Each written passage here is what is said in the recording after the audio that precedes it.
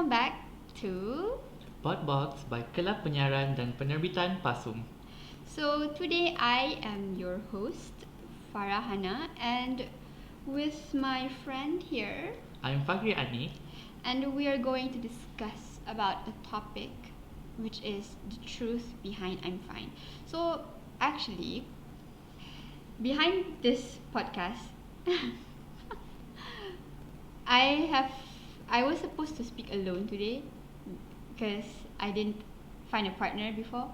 So I told Anik to speak with me 15 minutes before 1 o'clock.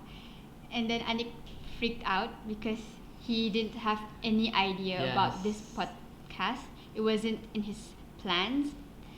So I'm so sorry if it doesn't go well, but you still have to listen to us because you have to. You have to. So before we start, we want to ask you one question. Are you okay? Are you really doing fine? Really? Really? Even if you're not fine, it's okay. Because it's okay to not be okay. You know? Alright. So, I'm fine. How do you define this? So the phrase I'm fine actually used by someone whenever they want to pretend that they're okay. It is because they don't want other people to think that they are not doing great in their life because they are afraid of judgment, they are afraid of the embarrassment. So they just use the phrase I'm fine instead of explaining what is actually happening in their life. You know what I mean? Yes, because I myself, I am also scared. I'm also scared of judgments. I also think about what people think of me. Yes. Right, because that's the thing. Like you try to act normal, but then you can't. You are still cornered to the thought of what would they think of me when I talk about my problems to them. And then for me, I think I'm fine is actually a phrase to say that we are okay. But then most of us also use this phrase to hide thousands of feelings, right? So for example, you're angry that day, and then when people come up to you, you just say that you're doing fine. So that's like the example how people would use this phrase I'm fine. But behind not only angry lah, we can also hide sadness, disappointment, and embarrassment behind the phrase I'm fine. So this phrase is also like used widely by people, and then there's like also other methods where how people would hide their feelings. So for example, Anik would joke around and laugh here and there, but the fact the truth is I'm not he's fine. really not okay. And he wouldn't say that to people because Anik's reason is because he does not want to be judged. There's like a lot of reasons why people decide to hide their feelings, and then that is why you shouldn't judge people when they're in their bad mood, because that's maybe how they cope with their battle, because maybe their battle is too difficult, and that is why you can't judge them. So that is why I think this is like how we would define the phrase I'm fine. Yes, and if we acknowledge our problems to other people, we have to face them and admit that we are not okay. And people will know that we're not okay, and they will just, I don't know, you can never imagine what will they do. Maybe they will judge you, maybe they will give you advice, we don't know. But the fact that we don't know the consequences after we tell them our problem, and that is what we are afraid of. And that's, we are in denial, and it is understandable. Because we're human beings. Yes. We're human beings, and it's normal for us to have problems. It's normal for us to feel, to wanting to hide what we're going through. Yes, I know, right? Okay, moving on to the next agenda. Why would people have their feelings kept inside? Why why would they prefer having them hidden? Okay, so me and Anik have discussed this. Yes. There would be two reasons. The first reason is Because people are too tired to explain to other people what they are going through. The fact that they believe other people will not understand what they are going through is the reason why they just keep the problems to themselves. yeah, because when we tell someone about our problems, they would say, yes, I understand you, but do they really understand you? Because they're not going through the same thing that we're going through. They can't feel the exact way because they are not going through the things that we're facing, they're just saying I understand you just to comfort you. Yes. So that is why I prefer not to tell, because I think that it would be It will make things worse. that will make things worse, as people now know my problems. Yes. And where are we going? Yes. Where are we going, Anik? And how do you know if they won't tell other people that you are having this kind of problems? Actually, problems is very wide, academically or your relationship with other people, your feelings, And if you choose to tell other people the problems that you are facing, the problems that you're having, you will not know the consequences after you tell them. Maybe the one that you trusted the most is the one who will stab your back. They will tell other people about your problems, and this make us seems vulnerable to criticisms. You know what I mean? There are so many reasons. There are so many reasons and consequences that can come up to our mind. Yes. when we open up to people. So that is why, to avoid the thoughts, we just prefer not telling it, because that would be people would thought it's like the easy way out, the easy way to not overthink. Yes. About the It's not like consequences. we want to berburuk sangka to other people, We want someone to listen to us, but we don't want other people, you know what I mean? Other people to know our problem. We just want that person to listen to us, even if they cannot come out with the instant advice that we need. It's okay as long as they listen to us. But the fact that we are afraid of other people knowing that we are having that kind of problems is the fact that why we just keep the problems to ourselves, right? So what do we do if we are the one who bottle up, who conceal our feelings? So what do we do, Anik? What do you do, Farah? What would you do? What do I do? Because Anik, I know he's like the type that would write poems and express feelings inside the poems, because poems is like the best way to express feelings, right? Yes. Like, you don't have to tell people, but then behind poems there's like beautiful meanings of pain and what you're going through, That only certain people will understand. when they break the code of the poem. Yes. Okay, moving on to how we want to cope with the bottled up feelings. Okay, so first is always remember that there is nothing in the world that you can't get through. When you are facing this one challenge in life, you will surely get it through, because for example, in 10 years time, you're doing fine, you're doing okay in life.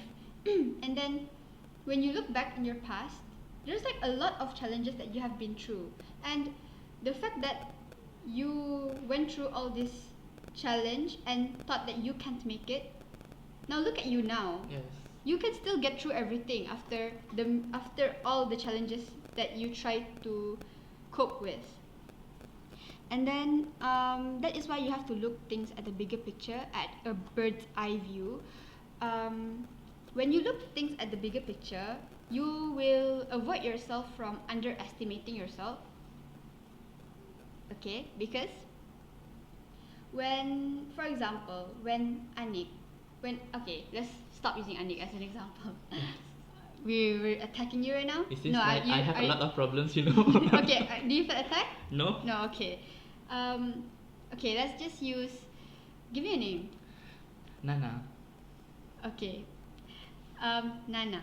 Okay, for example, Nana, she she is going through a phase where she is academically challenged by people around her.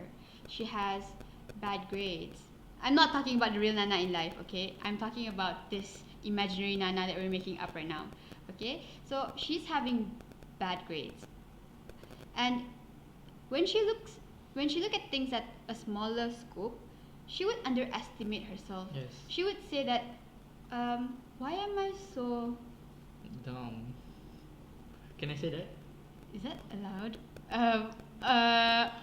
You can just bleep it if, Okay. or just leave it in, or Pretend that you didn't hear that. But you know what we are going through. That's just the best way to express feelings. Okay. Okay, and she would consider herself as not that smart, but then she's actually a smart person. Yes. Just It's that just that. maybe she is too tired. Maybe she's facing like a burnout that caused Grades. her grades. No, what do you call it? Potential. Her potential to drop. When her potential drops, when because she's like having a burnout in life. Of course her grades would be down. That Maybe is she what, was having other problems. Her relationship, maybe. and We that don't know. and distracted her from concentrating to have Yes. good grades, right? And that's okay. And that's okay because Because that's okay. Everyone is facing their own problem right now. We all have different problems. Academically challenged, our relationship with other people, and we were talking about Nana just now. Maybe she is academically challenged, and we don't know what's the reason behind this, and we just look at her bad grade, and we just assume that she did not study enough. you cannot assume like that. Yes. Maybe she's facing other things in life that makes her can't concentrate to her studies. Okay, so the thing being here is just enjoy every journey in your life, no matter how hard or difficult you might feel, because every journey in life teaches you things, and in life you might make mistakes, you might make bad decisions in your life, but you shouldn't regret it, because past mistakes and bad decisions shape you for who you are right now. It's a part of our life. So, okay, I have a story to tell. When I was in Form 2, Aniq was in the same high school with me. You can tell me how bad I was in high school. During my Form 2, I'm so sorry. I got E for science. I got E for sejarah. I wonder how I enter PASUM right now with that grade. But then, I never regretted what I did that makes me have bad grades, because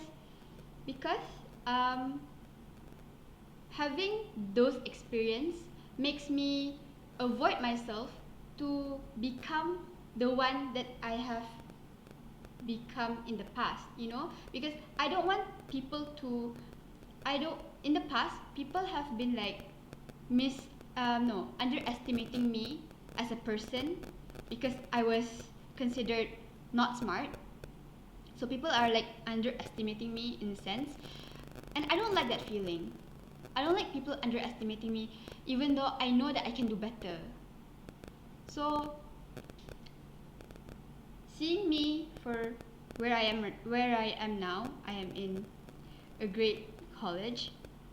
I scored great results for SPM. Everything every challenge that I've went through in the past, I've endured it. And thinking about it makes me feel satisfied. So here I am, Farah Hanna, 19 years old, in a good Pasum. college, right? Yeah, I've been knowing Farah since the secondary school. She, kalau nak dibandingkan dengan Farah yang dulu, she's doing great now. Aww. She's doing great now. You're so sweet. Okay, what's You know what? Whenever I have problems in back then in secondary school, she's one of the person that I can open up to because she can come up with advice that will make me feel better. She will not judge me based on everything, every problems that I'm facing. You know, and that what makes her one of the special person in my life. Oh, you're like confessing to me right now. No, I'm not. You don't know how You my know, heart is fluttering right Farah now. is taken, so I can't do that. I can't do that. Can you do that? It's okay. Now the truth is, now everyone Okay. knows. Where were we? Okay. Oh yeah, there's this one time when me and Anik was handling a problem. Sorry, a program. We were handling a program together, and then we had a heart-to-heart talk, right? Yes. About my problems and your problems, and that is the point. Find someone who you trust to talk about your problems. It doesn't have to be someone you just met, you know, like for Yes. example, like in Pasum, you just met people around you, like your dorm mates. You don't necessarily have to consult your problems to your dorm mates. Just anyone who you trust, you know. If you trust your dorm mates, then go ahead. You can just tell them what you're going through. But then if you are someone like very specific about who you want to tell your problems to, you can just Go to them. yeah, you can just go to them and tell and vent your problems to them. So, for example, I have these two best friends, Ekma and Jasmine, my best friends since high school. We rarely keep in touch with each other, but then we still feel the connection as best friends, you know. And even though we have never talked in a month, if I consult my problems to them, they would still approach me in the same way, you know. Then that touched me in a sense, and that is why I trust them when I want to talk my problems to them. How about you? Who is your specific person that you would go to? Like I told you before, I used to just keep my problems To within yourself. me. You don't want to talk to anyone And about it? even if I choose to open up to other people, I have this friend. His name is Aizat. You know Aizat? He's my secondary school friend. He's one of Two? those two. He's one of those friends that I can open up to because he will never judge me. It's not that you don't want to be judged by your problems. It's just that you want the comfort words from other people based on the problems that you are facing, based on the problems that you are having, and to have that kind of friends that can understand you and that will not judge you based on your problems that you are having, and that's make you feel like, oh, I'm not alone in this world. Like, okay, the point here is, if you trust your mom and you want to tell your problems to her, then call her. Your dad, then call him. Your best friends, then call them. Okay? It doesn't have to be the same person. It can be different person. Just people you trust. Okay. So that is how you can cope to the bottled up feelings, because it is actually unhealthy to have your feelings hidden. So what you can do is just try to vent your feelings to someone that you trust, that you really trust. That would make you feel a lot better, trust me. So let us wrap up for today's podcast. Anik, how would you want to wrap it up? I want to take this phrase from the Holy Quran when our God say, He will not burden us with anything if we cannot bear it. You know, Dia tak akan membebankan kita dengan apa-apa perkara yang kita tak akan mampu untuk hadapinya. Faham tak? And this makes me feel like, oh, I have this kind of problem. Of course I can face it. Of course I can get through it. I've done this before and I can do it again. You know, so whenever you have God in your heart, you will feel that, or any problems that I'm facing right now, of course, there's solution to it. Yeah, everyone is going through their own battle, their own challenges, and that is all part of being a Being.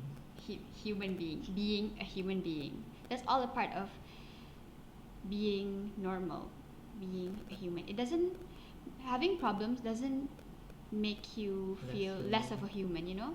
And then I think I've said for a few times already in the podcast, and I hope you guys forgive me because this podcast is actually very nerve-wracking.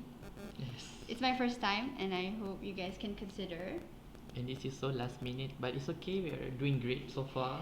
I think that is all for our podcast. If you are going through something, just share it to people you trust.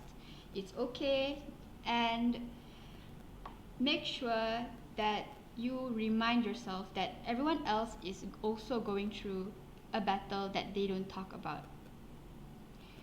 Have a good day. Thank you. Psych, you think it ended? Not so fast. So this marks the end of our podcast series.